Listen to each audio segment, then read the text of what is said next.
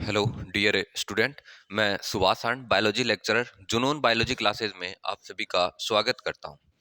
तो अपना जो चैप्टर चल रहा था मॉलिक्यूलर बेसिस ऑफ इनहेरिटेंस, ठीक है ना, उस चैप्टर के कुछ लेक्चर अपन ने अपलोड कर दिए हैं। आगे का लेक्चर डिस्कस करेंगे। कल अपन ने चारगाफ रूल का डिस्कस किया था कि डीएनए के लिए एक रूल दिया गया था, इरविन चारगाफ नामक साइंटिस्ट ने दिया था। तो उसके बाद में आगे का लेक्चर अपन डिस्कस करते हैं। आज अपन एक अच्छा सा इंपॉर्टेंट टॉपिक का डिस्कस करेंगे जो मोस्टली बोर्ड एग्जाम में और नीट के अंदर पूछा जाता है। बहुत इंपॉर्टेंट चैप्टर, बहुत इंपॉर्टेंट जो टॉपिक है वो पढ़ने जा रहे हैं आज अपन, ठीक है ना। तो आज का अपना जो टॉपिक रहेगा वो रहेगा डीएनए का डबल हेलिक्स मॉडल, ठीक है ना। डीएनए का डबल हेलिक्स मॉडल, ठीक है ना। डीएनए का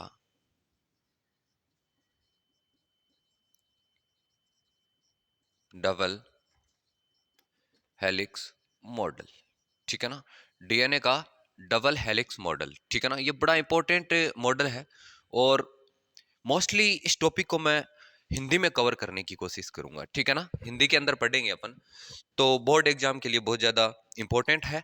तो आज अपन डीएनए का डबल हेलिकल मॉडल का डिस्कस करेंगे और इस मॉडल के अंदर सबसे पहले ये डिस्कस करेंगे कि ये मॉडल किसने दिया था, ठीक है ना। तो ये मॉडल दो साइंटिस्ट ने दिया था। कितने साइंटिस्ट ने दिया था? दो साइंटिस्ट ने दिया था। एक का नाम था वॉटसन वॉटसन और एक का नाम था क्रिक, ठीक है, क्रिक। जेम्स वॉटसन और फ्रांसीसी क्रिक नामक वैज्ञानिक ने यह मॉडल 1953 में दिया था, ठीक है ना। ये किसने दिया था? इसे 3D मॉडल भी बोलते हैं डीएनए का, या डबल हेलिक्स मॉडल बोलते हैं, या डीएनए का द्विरुजुक मॉडल भी कहा जाता है, ठीक है ना। इस मॉडल के अनुसार, इस मॉडल में उसने क्या क्या बताया था, इसका आज अपन डिस्कस करने वाले हैं, ठीक है ना। एक बात मैं बता देता हूं, इतना अपने को पता चला कि डीएनए का जो डबल हेलिक्स मॉडल है वो किसने दिया था? जेम्स वॉटसन और फ्रांसीसी क्रिक नामक वैज्ञानिक ने दिया था, ठीक है ना। इतना भी पता है ना, डीएनए की जो डिस्कवरी थी वो किस वैज्ञानिक ने की थी? डीएनए की डिस्कवरी फ्रेडरिक मिस्चर ने की थी, ठीक है ना। न्यूक्लिन नाम दिया था, बाद में अल्टमान आया जिसने न्यूक्लिक एसिड बोला। इस तरह से अपन ने डिस्कस किया था, ठीक है ना।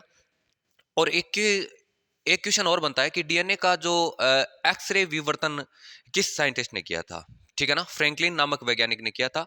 इस डीएनए को, डीएनए होता है, उस डीएनए को एक सैंपल में लेकर जो एक्सरे विवर्तन किया था ना फ्रैंकलिन, तो उसने क्या किया, एक डीएनए है, इस डीएनए को एक सैंपल लिया, ठीक है ना। यहाँ पर ये डीएनए है, इस डीएनए पे एक्सरेज निकाली, एक्सरेज डाली, ठीक है ना। इस डीएनए के अंदर क्या डाली? एक्सरेज डाली। और एक्सरेज डालने से आगे की तरफ डीएनए की जो इमेज थी वो बनी। और इमेज से ये पता चला कि डीएनए किस किस घटक से मिलकर बना होता है। तो वो कौन सा विवर्तन था? एक्सरे विवर्तन था, ठीक है ना। और वो फ्रैंकलिन नाम के साइंटिस्ट ने दिया था, और एक साइंटिस्ट और था उनके साथ, विलिंगकन्स, ठीक है ना। इस साइंटिस्ट ने बताया था। तो लेकिन आज अपन डीएनए का डबल हेलिक्स मॉडल का डिस्कस कर रहे हैं। कौन से मॉडल का डिस्कस कर रहे हैं? डीएनए के डबल हेलिकल मॉडल का डिस्कस कर रहे हैं। इस मॉडल के अनुसार ये बात तो अपने को पता है कि डीएनए होता है वो डबल स्ट्रैंड होता है। कैसा होता है? डीएनए डबल स्ट्रैंड होता है, ठीक है। मतलब इसके पास दो रज्जुक पाए जाते हैं, ये पता है। इस मॉडल के अनुसार ये बोलता है कि एक डीएनए का 5 प्राइम एंड होता है और एक कौन सा होता है? 3 प्राइम, ठीक है ना। एक जो स्टैंड होगा वो 5 प्राइम टू 3 प्राइम होगा, और दूसरा स्टैंड होगा वो 3 प्राइम टू कैसा होगा? 5 प्राइम की तरफ होगा। ये बात भी कौन बोलता है? कौन बोलता है? ये मॉडल बोलता है। इसके अलावा सॉरी, इसके अलावा ये मॉडल ये बोलता है कि डीएनए है ना, डीएनए आपस में दोनों जो स्टैंड होता है वो नाइट्रोजन बेस से जुड़े जुड़े होते हैं। किससे जुड़े होते हैं? नाइट्रोजन बेस या नाइट्रोजन क्षारक से आपस में दोनों स्टैंड जुड़े होते हैं। और दोनों नाइट्रोजन क्षारकों के बीच में, दोनों नाइट्रोजन बेस होते हैं, उसके बीच में हाइड्रोजन बॉन्ड बनता है। कौन सा बॉन्ड बनता है? हाइड्रोजन बॉन्ड बनता है। याद रखना, कौन सा बॉन्ड बनेगा? हाइड्रोजन बॉन्ड बनेगा, ठीक है ना। ऐसा भी पता है कि नाइट्रोजन क्षारक 2 टाइप के होते हैं। वैसे 5 टाइप के होते हैं। एक तो अपन ने पढ़ा था कि एडेनिन होता है डीएनए के अंदर, एक होता है थाइमिन, एक होता है ग्वानिन, और एक होता है साइटोसिन। एडेनिन हमेशा किसके साथ बॉन्डिंग करता है? थाइमिन के साथ करता है। एडेनिन किसके साथ करता है? थाइमिन के साथ, और हाइड्रोजन बॉन्ड बनाता है। कैसा बॉन्ड बनाता है? हाइड्रोजन बॉन्ड बनाता है। और हाइड्रोजन जो बॉन्ड बनाता है वो डबल बॉन्ड बनाता है। कितने बॉन्ड बनाता है? डबल बॉन्ड बनाता है, हमेशा याद रखना। जबकि साइटोसिन होता है वो ग्वानिन के साथ, साइटोसिन ग्वानिन के साथ ट्रिपल बॉन्ड बनाता है। कितने बॉन्ड बनाता है? ट्रिपल बॉन्ड बनाता है। ये बात याद रखना, एडेनिन हमेशा थाइमिन के साथ बॉन्ड बनाएगा और कितने बॉन्ड बनाएगा? डबल बॉन्ड बनाएगा।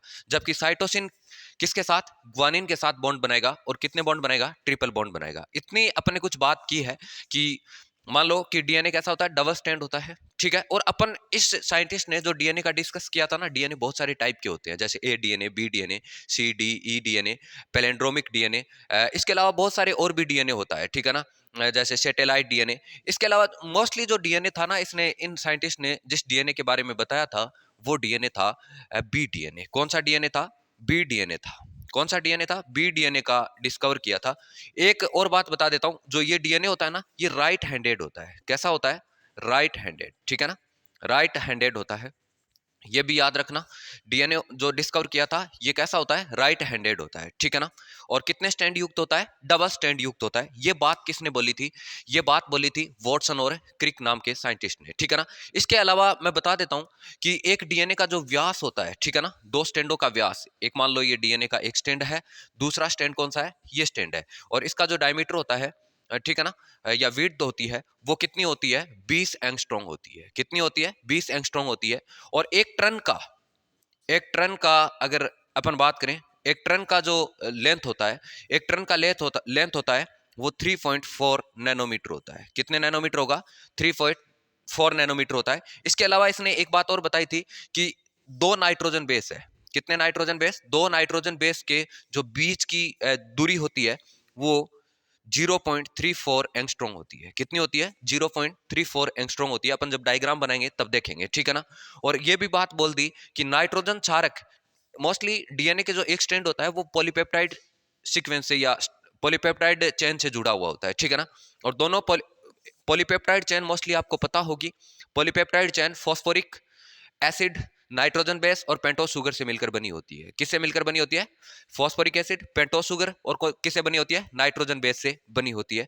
तो इस प्रकार कुछ कैरेक्टर बताए थे डीएनए के डबल हेलिक्स मॉडल के अंदर वॉटसन और क्रिक नाम के साइंटिस्ट ने। एक बार और बता देता हूं, डबल स्टैंड होता है, एक स्टैंड 5 प्राइम टू 3 प्राइम, दूसरा स्टैंड 3 प्राइम टू 5 प्राइम होता है, ठीक है ना।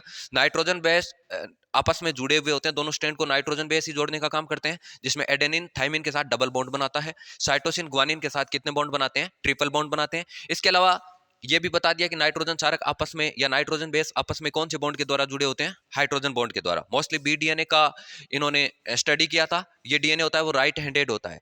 एक टर्न का जो सीक्वेंस होता है, सॉरी लेंथ होती है, वो कितनी होती है? 3.4 नैनोमीटर होती है।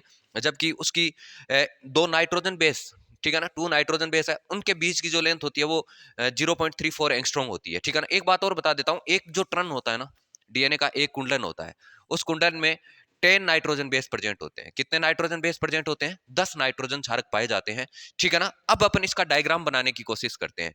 ये जो डीएनए का जो मॉडल दिया गया था उसका डायग्राम बनाने की कोशिश करते हैं, ठीक है। अपन इधर की तरफ डायग्राम बनाते हैं। मैं यहाँ दो स्टैंड बनाऊंगा, ठीक है। यहाँ पर कितने स्टैंड बनाऊंगा? दो स्टैंड, ओके। एक स्टैंड मैं ऐसे बना रहा हूं, ओके। और एक स्टैंड मैं बना रहा हूं, इसको थोड़ा और अच्छे से कर देते हैं, ठीक है। एक स्टैंड ये है, ओके। एक दूसरा स्टैंड बना रहा हूं मैं इधर की तरफ। इधर की तरफ कौन सा स्टैंड बना रहा हूं मैं? दूसरा स्टैंड बना रहा हूं, ओके। इस तरह से, इस तरह से ये दूसरा स्टैंड है। एक स्टैंड उधर की तरफ बनाया। एक मैंने बात बोली थी कि डीएनए का एक स्टैंड होता है वो 5 प्राइम टू 3 प्राइम की तरफ होता है। तो इधर इधर वाला स्टैंड जो मैं बना रहा हूं वो 5 प्राइम है, तो ये स्टैंड इसके अपोजिट वाला कौन सा बनेगा? 3 प्राइम का बनेगा, ओके। अब इधर वाला 5 प्राइम है तो दूसरा स्टैंड कौन सा होगा? 3 प्राइम होगा। कौन सा स्टैंड होगा? 3 प्राइम। तो इधर की तरफ जो मैं स्टैंड बना रहा हूं 3 प्राइम, और इधर की तरफ जो स्टैंड बनेगा वो कौन सा बनेगा? 5 प्राइम, ठीक है ना। दो स्टैंड प्रेजेंट होते हैं, एक एक्सिस पे दो स्टैंड ऐसे लेपित होते हैं, ठीक है ना। मान लो कि ये एक एक्सिस है, उसके बाहर की तरफ कितने स्टैंड प्रेजेंट होते हैं? दो स्टैंड प्रेजेंट होते हैं, ठीक है। अब देखते हैं ये जो डीएनए है और ये जो डीएनए होता है ये आपस में कौन से बॉन्डिंग से जुड़ा होता है? कौन से किससे जुड़ा होता है? ये नाइट्रोजन बेस से जुड़ा होता है। तो मैं यहाँ पर नाइट्रोजन बेस बना रहा हूँ। यहाँ पर क्या बना रहा हूँ? Nitrogen base. एक एडेनिन बना रहा हूँ, एक थाइमिन बना रहा हूँ, एक ग्वानिन बना रहा हूँ, एक साइटोसिन बना रहा हूँ। फिर एक मान लो एडेनिन और बना दिया, ठीक है। इधर की तरफ भी मैंने साइटोसिन, ग्वानिन, एडेनिन, थाइमिन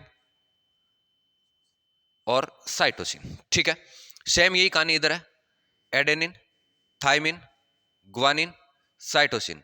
ठीक है, एडेनिन ऐसे बना देता हूं, यहां पर adenine, thymine, cytosine, guanine. Okay, इस तरह से मैं स्टैंड बना रहा हूं। अब मान लो एडेनिन है तो डबल बॉन्ड के द्वारा किससे जुड़ेगा? थाइमिन से जुड़ेगा। ओके, थाइमिन है तो किसके साथ जुड़ेगा डबल बॉन्ड द्वारा? एडेनिन के साथ। ये बात अपन ने पढ़ी है। इसके अलावा ग्वानिन है तो ट्रिपल बॉन्ड के साथ किससे जुड़ेगा? साइटोसिन के साथ। साइटोसिन है तो ट्रिपल बॉन्ड के साथ किससे जुड़ेगा? ग्वानिन के साथ। एडेनिन है तो किसके साथ जुड़ेगा? थाइमिन के साथ। साइटोसिन ट्रिपल बॉन्ड के द्वारा ग्वानिन के साथ, ग्वानिन ट्रिपल बॉन्ड के द्वारा साइटोसिन के साथ, एडेनिन डबल बॉन्ड के साथ थाइमिन के साथ। थाइमिन है एडेनिन के साथ, साइटोसिन है ग्वानिन के साथ। इस तरह से अरेंज रहते हैं। एडेनिन है तो किसके साथ जुड़ेगा डबल बॉन्ड द्वारा? साइटोसिन के, थाइमिन के साथ। थाइमिन है तो एडेनिन के साथ। ग्वानिन है तो साइटोसिन के साथ। साइटोसिन है तो ग्वानिन के साथ। एडेनिन है तो किसके साथ? थाइमिन के साथ। ठीक है ना। अब एडेनिन है तो ये किसके साथ जुड़ेगा? थाइमिन के साथ। थाइमिन है एडेनिन के साथ। ठीक है, साइटोसिन है ग्वानिन के साथ, ग्वानिन है साइटोसिन के साथ। ऐसे जुड़ा हुआ होता है। ठीक है ना। अब देखो इधर की तरफ देखना। अब क्या होता है कि मान लो ये एक कुंडलन है, इसका ट्रन है, एक कुंडलन है, एक ट्रन है, एक कुंडलन यही होता है। ठीक है, एक ट्रन है, इसकी जो लेंथ होती है, इसकी जो लेंथ होती है वो 3.4 नैनोमीटर होती है। कितनी नैनोमीटर होती है? 3.4 नैनोमीटर होती है। ठीक है, इसकी लेंथ कितनी होती है? 3.4 नैनोमीटर। ओके, इसका जो व्यास था अपन ने लिखा था, इसका जो डायमीटर था वो कितना था? 20 एंगस्ट्रॉम था। कितना था? 20 एंगस्ट्रॉम था। ओके, इसके अलावा आपको मैंने ये भी बताया था कि दो नाइट्रोजन बेस होते हैं। कितने बेस होते हैं? दो नाइट्रोजन बेस। मान लो एक ये नाइट्रोजन बेस है और एक ये नाइट्रोजन बेस है। इसके दोनों के बीच का जो लेंथ होता है वो 0.34 एंगस्ट्रॉम होता है। कितना होता है? 0.34 एंगस्ट्रॉम होता है। इतना पता चला। इसके बाद में अपन ने देखा कि इनके दोनों के बीच में जो बॉन्डिंग हो रही है वो बॉन्डिंग कौन सी है? हाइड्रोजन बॉन्डिंग है। कौन सी बॉन्डिंग है? हाइड्रोजन बॉन्डिंग है। ठीक है, ये कौन सी बॉन्डिंग होगी? हाइड्रोजन बॉन्डिंग होगी। ठीक है, इसके अलावा इतनी बात अपन ने जानने की कोशिश की। अब यहां पर आपको पता है कि एक डीएनए होता है वो नाइट्रोजन बेस, पेंटोस शुगर और फॉस्फोरिक एसिड से मिलकर बना होता है। मैं इधर की तरफ फॉस्फोरिक एसिड पेंटोस शुगर बना रहा हूं। ठीक है, ये मान लो पेंटोस शुगर है जिसमें 5 कार्बन युक्त पेंटोस शुगर है। ठीक है ना। इधर की तरफ भी मैं एक पेंटोस शुगर बना रहा हूं। Okay, pentose sugar. ठीक है, आपको ये तो पता है कि डीएनए की जो चेन होती है, एक जो स्ट्रैंड होता है वो पॉलीपेप्टाइड चेन से फॉर्मेड होता है। ठीक है ना। अब मान लो कि इसका तो तीसरा कार्बन था जिससे कौन जुड़ा हुआ था? Phosphoric acid. और इसके पांचवें कार्बन से कौन जुड़ता है? Phosphoric acid. इधर की तरफ कौन सा प्राइम बचेगा? अब देखो इधर 5 प्राइम है ना, तो ये कौन सा 5 प्राइम से हो गया। इधर की तरफ तीसरे कार्बन पे पेंटोस शुगर से फॉस्फोरिक एसिड जुड़ा होता है और यहां पर कौन से? पांचवें कार्बन से। तो यहां पर कौन सा प्राइम होगा? 3 प्राइम हो जाएगा, क्योंकि तीसरे कार्बन से उधर 5 प्राइम है। सेम यही कहानी है यहाँ पर। मान लो कि एक बात और बता देता हूं, ये एक पॉलीपेप्टाइड चेन है जिसके अंदर फॉस्फोरिक एसिड, पेंटोस शुगर जुड़े हुए होते हैं। ठीक है ना। इधर की तरफ कौन जुड़ा है? नाइट्रोजन बेस जुड़ा है। ठीक है, ये नाइट्रोजन बेस जुड़ गया। अब मैं बता देता हूं, अब आपको ये दिमाग में आ रहा होगा कि ये जो बॉन्ड है, ये इधर की तरफ मैंने बॉन्ड बनाया, ये बॉन्ड कौन सा होगा? ठीक है ना, ये बॉन्ड कौन सा होगा? तो इस बॉन्ड का मैं नाम बता देता हूं। ये जो बॉन्ड होता है ना, उसे अनग्लाइकोसाइटिक बॉन्डिंग बोलते हैं या अनग्लाइकोसाइटिक बॉन्ड के नाम से जाना जाता है। ठीक है ना।